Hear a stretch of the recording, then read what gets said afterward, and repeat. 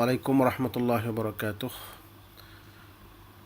Pada hari ini pelajaran kita akan tumpukan kepada bentuk ataupun kategori kata dasar. Setelah kita mengenal kata-kata dasar dan melakukan latihan terhadap kata dasar dalam Al-Quran dan mengetahui makna-makna asas secara ringkasnya, sekarang kita berbicara pula tentang jenis kata dasar dan kita akan fokuskan kepada kata dasar yang berhuruf ilah. Sebelum kita meneruskan pelajaran kita, pertama, kata dasar biasanya mempunyai 3 huruf. Sebagai yang kita belajar ialah kata dasar mempunyai 3 huruf, di dalamnya ada 3 huruf. Dan terdapat 4 jenis kata dasar yang ada keseluruhan Al-Quran. Itu ada 4 jenis kata dasar. Yang pertama ialah kata dasar biasa. Kata dasar biasa ialah kata dasar seperti zahaba. Ini dikenali sebagai kata dasar biasa. Kata dasar biasa, tidak ada sebarang masalah. Zahaba, contohnya zahaba. Yang kedua, kata dasar yang berhuruf ilah. Kata dasar yang berhuruf ilah ini ialah kata dasar yang mempunyai waw ataupun ya di dalam salah satu ataupun dua daripada 3 huruf kata dasar ni ada waw ataupun ya. Contohnya qaf waw lam. Qaf waw lam, ya. Waw ini adalah huruf ilah. Yang ketiga, kata dasar yang berhamzah, berhamzah yang mempunyai hamzah sama di awal, di tengah ataupun di akhir. Yang ketiga namanya kata dasar yang berganda yang mempunyai huruf yang sama sebanyak 2 kali berganda, seperti ini dikenali sebagai kata dasar berganda. Jadi ini adalah 3 jenis kata dasar yang ada di dalam kitab suci Al-Quran Al-Karim, dan kita telah melalui banyak kata dasar yang bentuk biasa. Dan hari ini, malam ni, kita akan fokus kepada kata dasar yang mempunyai huruf ilah, contohnya waw ataupun ya di dalam kata dasar tersebut. Baik. Untuk nota kita boleh pergi kepada muka surat 7 di dalam buku teks kita yang berwarna hijau, insya-Allah. Baik. Huruf ilah. Apa yang dikenali sebagai huruf ilah? Huruf ilah ialah waw ataupun ya yang berada dalam kata dasar tu. Waw ataupun ya. Manakala alif ni kita kenali sebagai huruf penyamaran ni, kerana huruf ilah adalah waw ataupun ya sahaja dan dia boleh menyamar sebagai alif. Jadi sebetulnya ialah waw dan ya sahaja. Huruf ilah ini akan menimbulkan sedikit masalah kepada kita yang belajar bahasa Arab ni, kerana huruf ilah ni dia agak special dan dia akan berlaku perubahan dan pertukaran di dalam bentuk perkataan tu. Jadi kita kena tumpukan sikit pada huruf ilah, kerana kata dasar yang mempunyai huruf ilah ni dia mewakili sebanyak 30% daripada keseluruhan kata dasar di dalam kitab suci Al-Quran Al-Karim. Mungkin ada yang bertanya, berapa berjumlah kata dasar keseluruhan dalam Quran Al-Karim tu? Mengikut anggaran saya, kata dasar dalam Quran itu boleh dikatakan sebanyak 800 lebih kata dasar, dan 30% daripadanya adalah berhuruf ilah.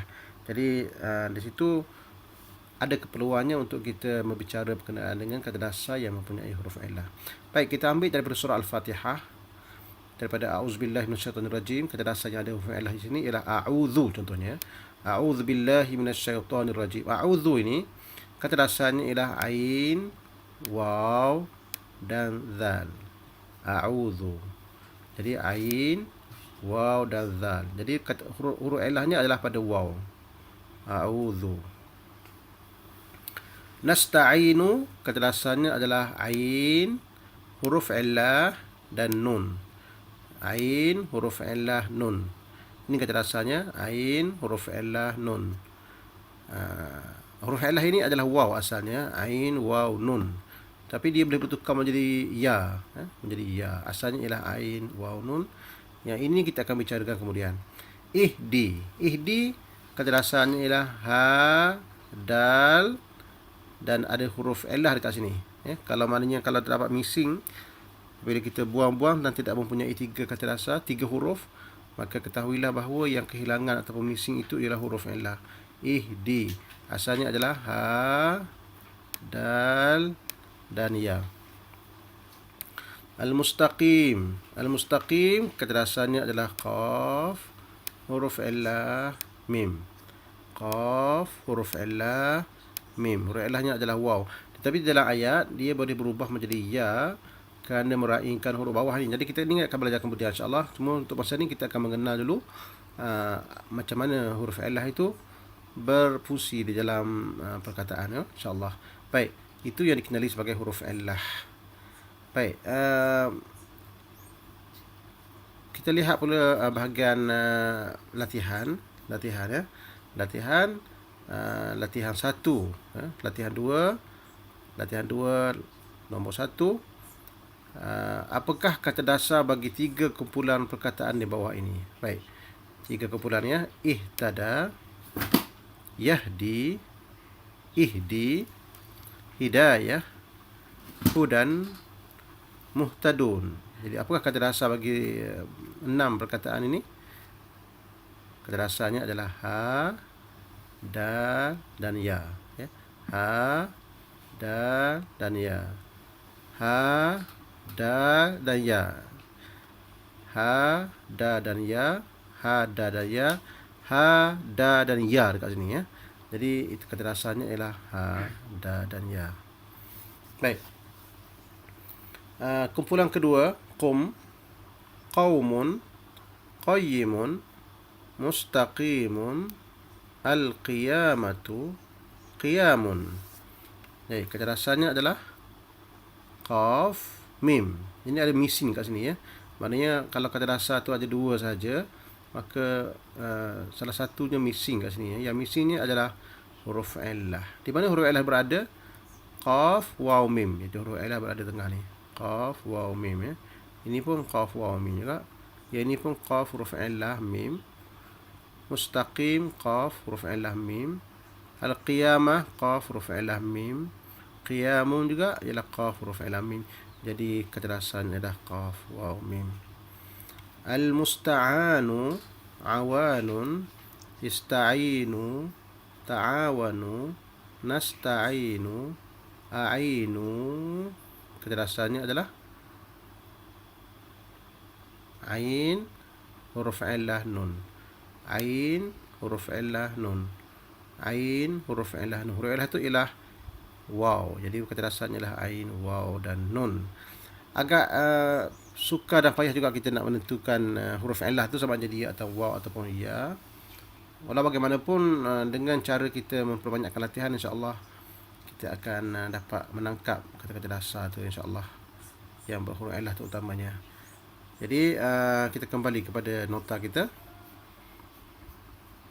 Baik, untuk sebagai ringkasannya ialah boleh kita katakan bahawa kata dasar ini yang mempunyai huruf illah ini tabiatnya ialah pertama sekali dia boleh berubah-ubah.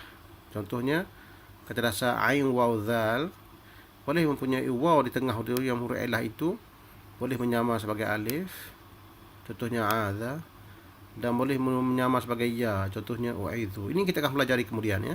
Cuma pelajaran untuk hari ini ialah kita nak mengetahui bahawa ain, waw, zal ini ialah kata dasar yang mempunyai huruf illah di tengahnya, iaitu waw. Yang kedua, huruf illah biasanya kerap menjadi masa keadaan ya. Ia boleh dibuang begitu saja dalam situasi tertentu. Contohnya perkataan ihdi dalam surah Fatihah, ihdinas siratal mustaqim. Asalnya ada huruf illah kat sini ya. Jadi ihdi itu tertanggal kerana beberapa keadaan. Jadi huruf illah boleh missing. Yang ketiga, huruf illah boleh mengganggu baris akhir. Biasanya perkataan Arab ni di akhir perkataan itu dia akan ada baris. Tetapi dengan perkataan yang ada huruf illah, baris tidak akan lahir. Contohnya perkataan yas'a. Kalau perkataan biasa yang tidak ada huruf illah, dia akan bagi depan yas'ayu. Tapi di akhirnya ada huruf illah, maka huruf illah ni mengganggu baris dia.